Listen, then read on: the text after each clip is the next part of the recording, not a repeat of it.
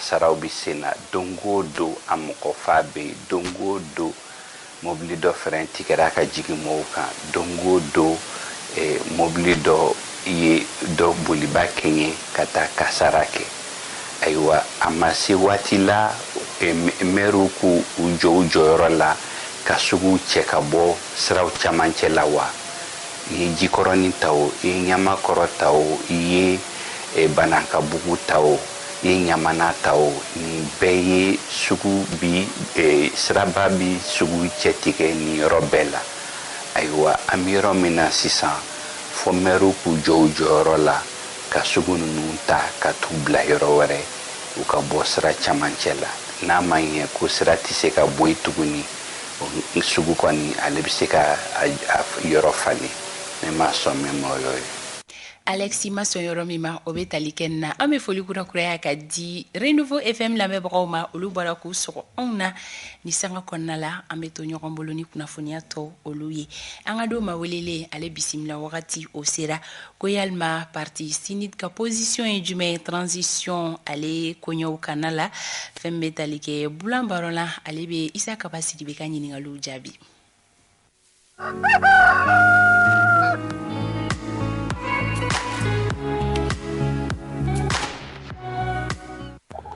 Bulambaro ini sogama Bulambaro ame hakilaje ka fo senidi tondenye senidi mi ni ajoro boyana kosobe M5 barawla nga bibina mko keleno ka jatemne ka fo ko aw sena sumalendo o baraw senfe munebo o expliquer kaba nga polibiye foli jaranye a polibiye Renouveau la mebo be a jaru be il y a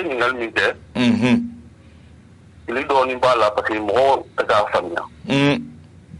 ay M5 tonde ami te kulu ko M5 te kulu en cinéma de la soumaya M5 ko fait abada misali ala ami assise ko kuma munani watina ou atelier préparatoire atelier mi baranyabla M5 baranyabla minke ko kumbe o barakara crèche la balabu ko tanfe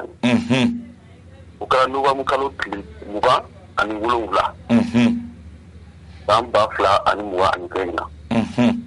o baranya moya M5 moya abuya taka dimdara ni mudara di o barak président ko ta ba fla bara muntakatal ni oye senidi nyemoy encore d'autres acquis comme barakene kaba ali sadi barakene kaba ami sadi mo communication réunion ke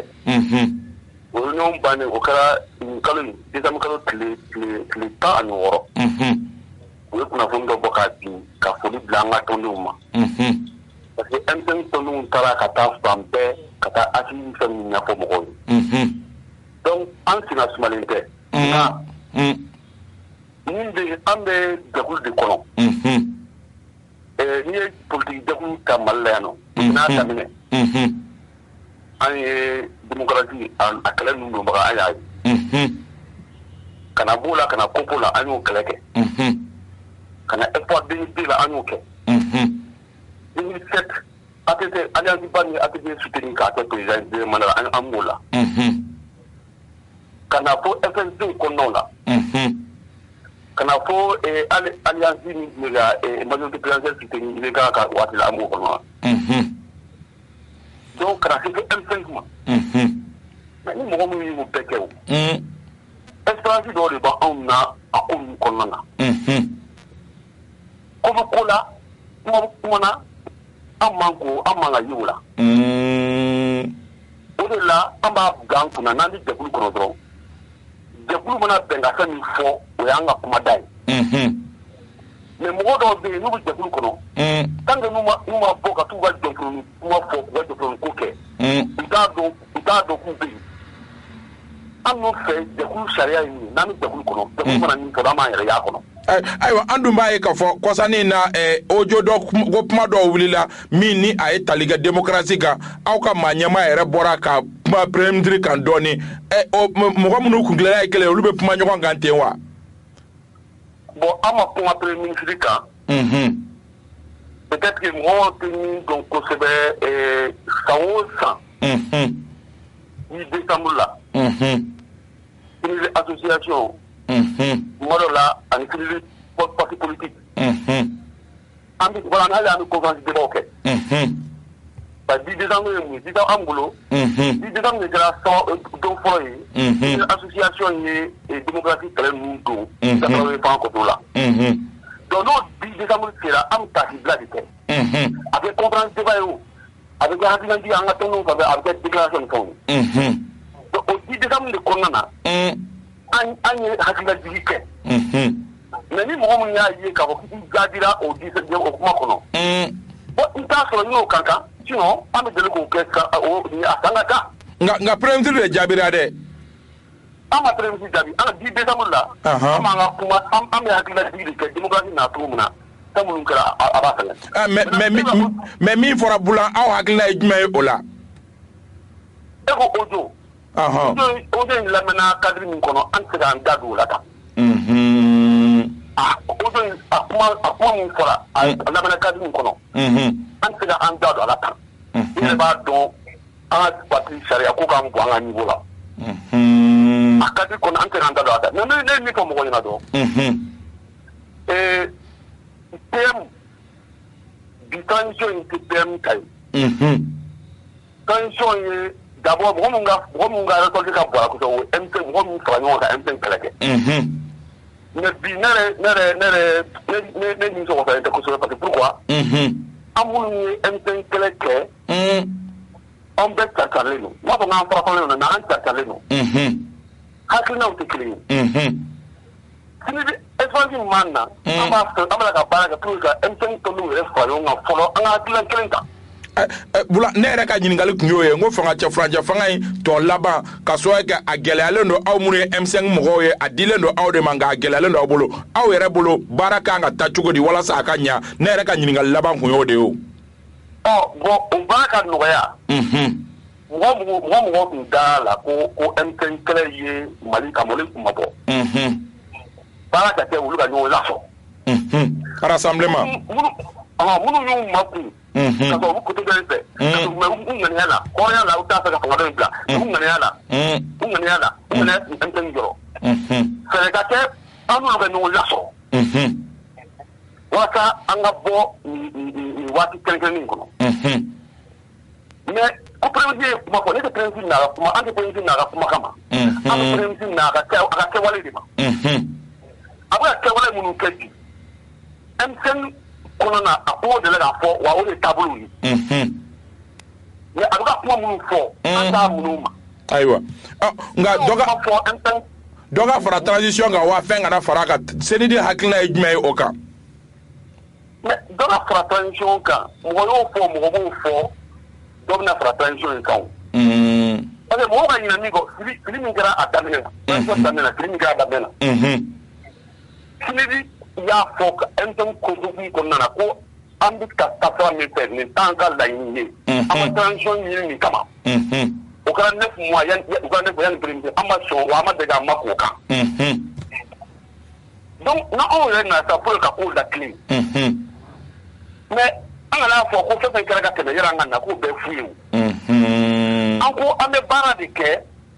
ka taa se fo a waati kuncɛ waati ma n'a yera k'a fɔ tigi ko sa tɛ transition prolongée ma mais an bɛ t'o sira fɛ kɛ ayiwa mais fanga nata kama an ka n'an sigi k'a planifier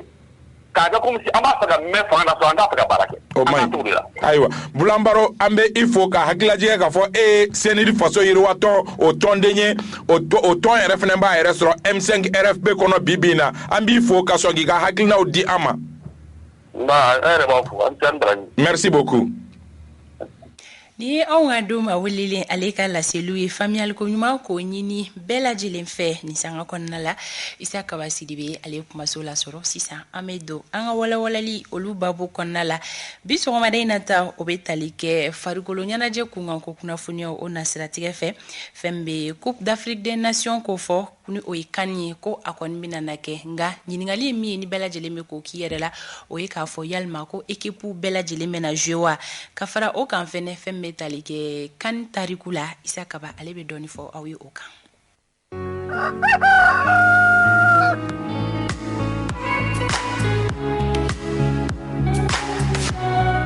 Kaba in sɔgɔma Fanta Tumuta be sɔngɔra fɛ foli di ma nisɔndiyalen ba ka sɔrɔ kɛ farikolo ɲɛnajɛ n ye kunnafoni di baara yɛrɛ daminɛ ni farikolo ɲɛnajɛ kunnafoni di o ye kunnafoniya duman ye sɔgɔma ne sigira o kɛnɛ kan o fɛnɛ ni ye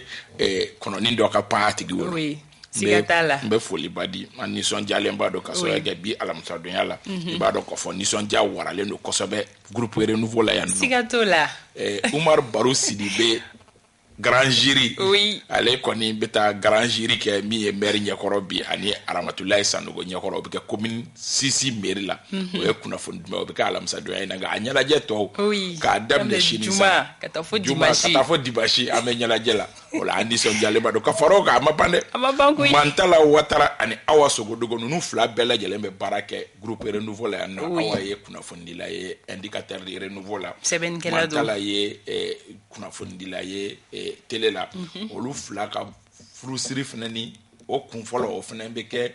Bulkasumugu mairie la sɔgɔmada in na o fana ye nisɔndiyaba ye groupe renouveau la yan nɔ a ma ban Adama Jabate ye kunnafonidila ye indicateur de renouveau la ale fana ni ka furusiri o bɛ fɔ Joyila bi Janjo Masa ni Bako Zakaria Omar Keita an y'olu bila ka taa Joyila o hukumu kɔnɔ ni kɔni renouveau bɛɛ de bɛ tila ka mɔgɔw tɔni fan bɛɛ n'i ye mɔgɔ jama ye fa o fa dugu kɔrɔ bi renouveau mɔgɔw don ni nisɔndiya fara nisɔndiya kan a bɛ kɛ nisɔndiya o kɛlen nisɔndiya ye o fara ni tare belebeleba ye an bɛ duwawu don Ala ka furu ninnu bɛɛ kɛ simaw ka furu ye ami renouveau diya ye nin de wagati fɛn dɔ bɛ turutaji bɛ yen anw ma ɲi dɛ an marque ma ɲi Ala ka furu bɛɛ lajɛlen ni si bɛn kaba an ka don an ka walawalali babu olu kɔnɔna la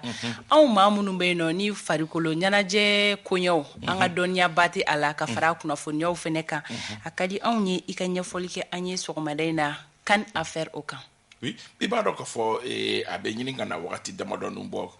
kan yɛrɛ tun kan ka kɛ kabi ni san 2021 de la k'a sɔrɔ kɛ kabi san 2014 a yera k'a fɔ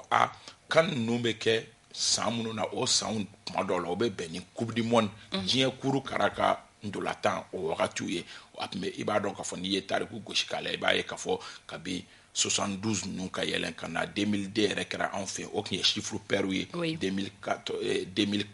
2008 Sénégal 92 olu n'a ɲɔgɔnnaw kana yɛlɛn fo ka na fo 2014 jateminɛw nana kɛ ka kɔn 2014 ɲɛ ko i n'a fɔ o b'o cogoya la ten tɔ tuma dɔw la balɔntanaw bɛ sɛgɛn ni jamana minnu garijɛgɛ donna a la ka kan ta ka tila ka taa coupe du monde na aw bɛ sɛgɛn donc u sanw ka bɔ ɲɔgɔn kɔrɔ dɔɔni ka anw ta kɛ chiffre impair ye o la yanni 2014 cɛ 2013 coupe d'Afrique kɛra o coupe d'Afrique Mali yɛrɛ sen yera o la an hakili b'a la k'a fɔ Mali éliminera tirage sen fɛ ka sɔrɔ ka ni Guinée bɛɛ tun ye point kelen ye an kun ye fɛn bɛɛ kelen ye o y'a kɛ sobo ye an bina depuis o bɔra a la kan nana chiffre impair la 2013 2015 2017 2019 kan laban min kɛra o ye 2019 ye 2019 bɔlen kɔ yen nɔ normalement kan tun kan ka kɛ 2021 nka coronavirus ko ni ko wɛrɛw Cameroun min ni o tun kan ka coupe d'Afrique bisimila olu ka labɛnw kuma sabati kosɛbɛ o y'a bɔ a dɔgɔkɔrɔ k'a bila 2022 in na kɛrɛnkɛrɛnnenya la janvier kalo tile 9 ka taa bila février kalo tile 6 la mankan wuli yɔrɔ ye o de ye Fanta Tumuta ka da mun kan jɛra dɔ sen fɛ dɔgɔkun tɛmɛnen kɛrɛnkɛrɛnnenya la décembre kalo in o tile 19 diɲɛ kuru kara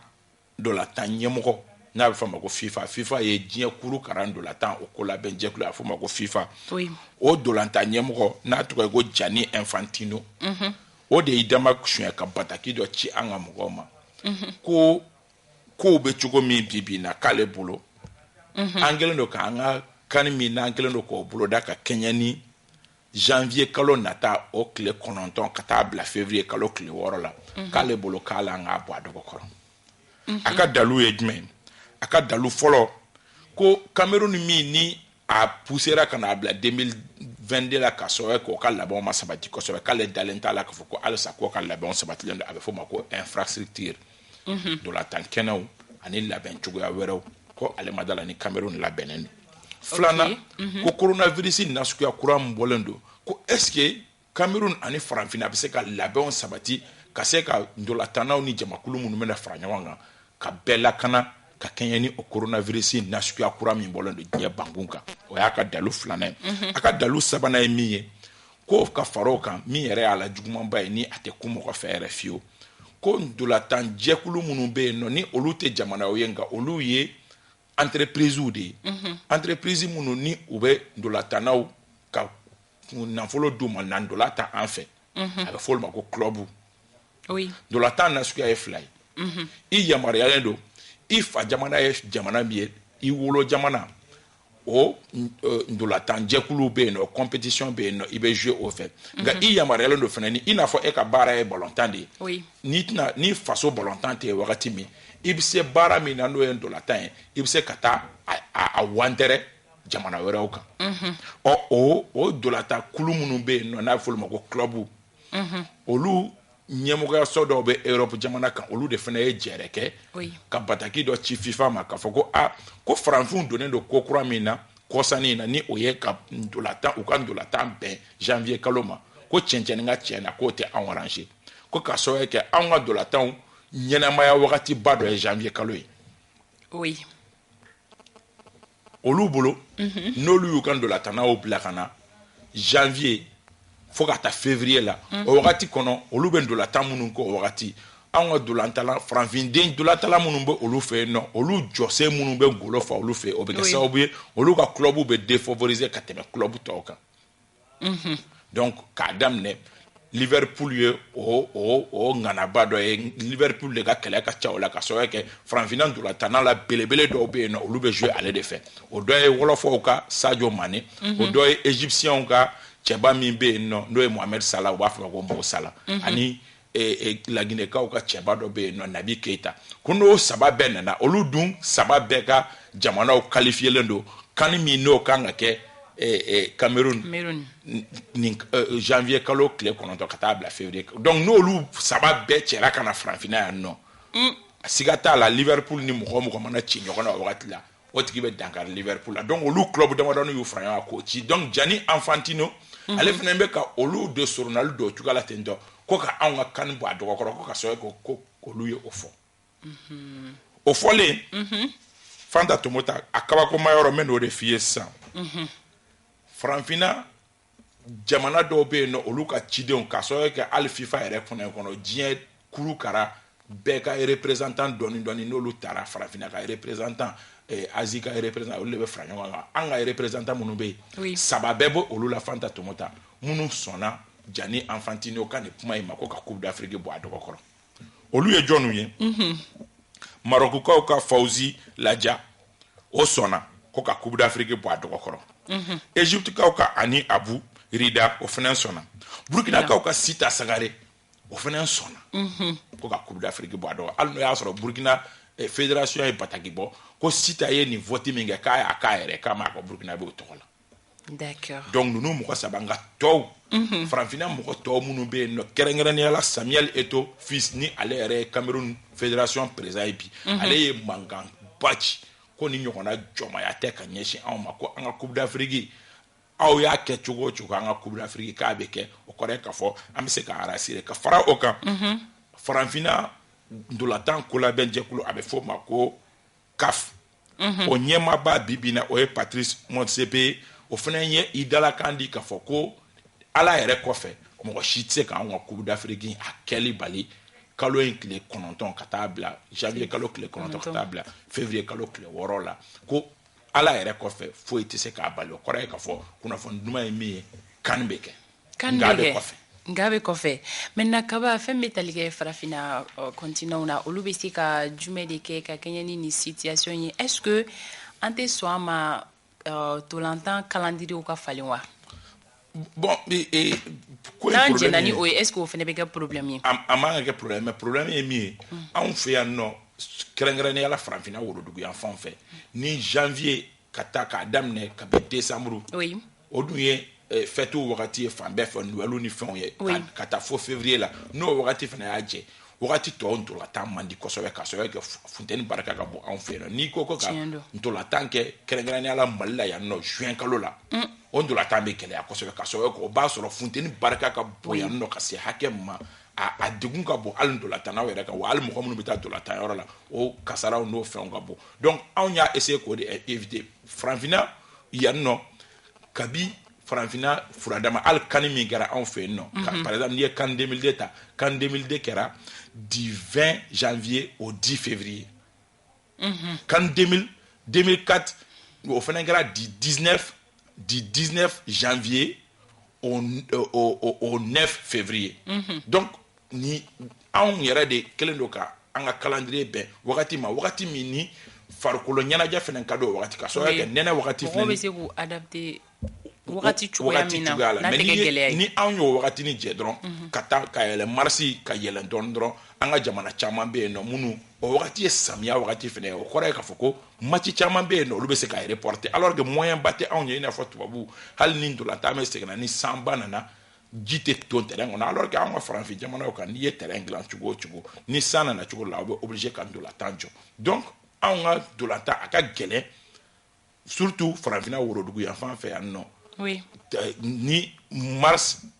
ni il na mars ça fait 30 donc aka gele on a calendrier bo adokoro o e gele adoy mais al ofenena abese ka laje ji nyama jonena ka so ke u yere fin do fo koni an sona amakube na folo kasabi ba do di ama o nata de falishi chocolat bakoro modo la parce que c'était anye anga setanya de kama ni joma ya nasko beta ka sekran te arabu bora hal kosani na ma dimashi temenere arabu bela jele frale oluka kubu oluka anten nyona o kera Algérie ka yo tawa FIFA mo ko ere bo kana ka mo ko shima foi fo ola wala ba ombe sena coupe du monde des clubs o fanan ko be sena jani Infantino ere kanga ta o kana ko kanga ga janvier kalo kelena ama fo ko wuli ka boyno iko mi situation fana te kelen jamana u chugo yo te kelen o bo nyedona de do doni d'accord nyedona de do ka nyeshi en ma kuma dola ni étape bolen ko no bina miga club nu kerena ni ala una pression de ka ba be wakati jambo o be ni kona sko o ke auna angando la tana munu boufe no o be menacer ta poussere par exemple ni ebe jouer club de la ni e ka jamana yiwele ko fanta to mota na ikana jamana drapeau de ka jouer ba finyana ni tara koni mo wara bi placer ta de wa ni tara prime fin be dima risque era be ki placer perdu donc nous la tara do be no munu siga be munu duskuna olu do bu bangana ou bien konifitini be gadron peut-être jamana entraîneur be konifitini gadron ou be snya ko ke kele ko baye ko bangana o chaman ka de be no o ondo la tana chaman be no ala on yere ka jamana kono no munu kele no ku ban jamana équipe nationale la ube prétexte ou de forme peut-être ou ka club ou de bu kono sur ku ba ambe o hakad la bi o la jorobe no Liverpool shekashi dondo ba munu flani Liverpool bina ta fomi est-ce que abena Sadio Mané nu kono sur ku kana ndawa ngalema Sadio Mané chemie al nu ko aba placer perdu alebe songa to ka so yeke Egypte ka oluka chede ndo ere sor la mi ere yibulo korata ko ka kan bo adoko koro anjoro lendo ni shekashi dondo do mana chefarinso e mono de do mana ke do bi kumbo ni mi banakana mugo kura be bo kanu kani ibe talan kuraye wa anwa kani be ke ka jani alasona ni alasona oma obe dansi ki so ngade na jemu kana ka ba wakati fara ko so ka so ke sije mi ne passionné nya fi ngone kuna foni di dam ni fara ko nyala je kuna foni ye o la dafra nimbla lo bara la dro ni son jale babo ke ga ika ya maria ko na be foli badi Abdul Karim Sidibe ni oye Bakari Sidibe ambarake njoko ale wolo fay stegu pelengana ambe afo ambe adoko ke fenen fo Ousmane Sidibe ale be douanza ka Bakari Sidibe frumuso ere fenen fo Madame Sidibe Astan Touré ni bela jelemba wele ko ma ambe ale fenen fo Yakuba Sise na terike Saliou Sangare ani Bouakar Sall kube bamako ya no ambu bela jelen fo ka kanumba bela jelen fo ko mko kana nyina ko ni ndoko ko into be ko renouveau be nyala jela renouveau ni sonjale no anyagale no ame nyagala ame do de ke konya ke ni koyom soye ala ka furu ga furu tututu ye o che gana ni muso gana munu fene be ku fene sira sabali ku ka jatemne ka belaje ku fene sira sabali bato mankani ale bolo be ne ke karabola be ka kangari dai ka sira sabali kambe fo ga be wale nyimano madame Sel Tanti Java anga foli be aye bananga bugula cour suprême kala fela amale ke togo ka deuxième ek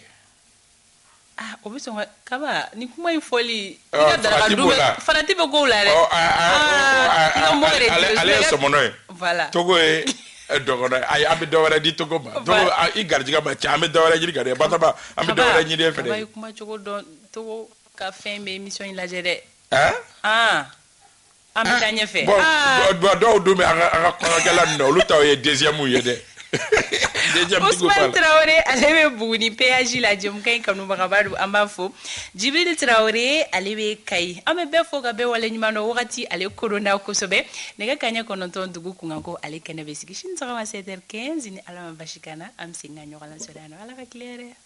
Vous écoutez la radio des commerçants.